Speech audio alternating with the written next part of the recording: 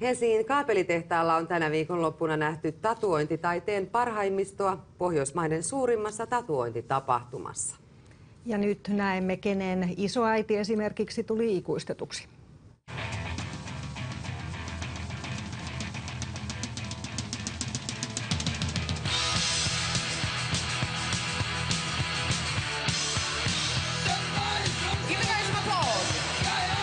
Just won the prize of the day. How do you feel? Well, I'm very excited. Yeah, thank you. Yeah.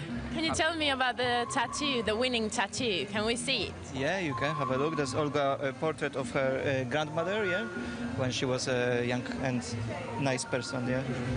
Why did you want to get a tattoo of your grandma? I love her very much, and she's my role model. She helped my parents who brought me up, and I just love her so much. Yeah. So what does your grandma think about your tattoo? She doesn't know about it yet. Yes, but I'm sure she'll be pleased. Yeah. Näytä vähän, sä otit just tatuoida. Tämmöisen arven päälle kauniisti.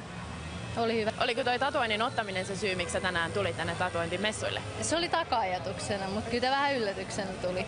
Kerro vielä lopuksi kaikkea oikeasti kiinnostava asia, kuinka paljon tatuoinnin ottaminen sattuu. Ei se satu. Riippuu kohdasta, mutta ei satu.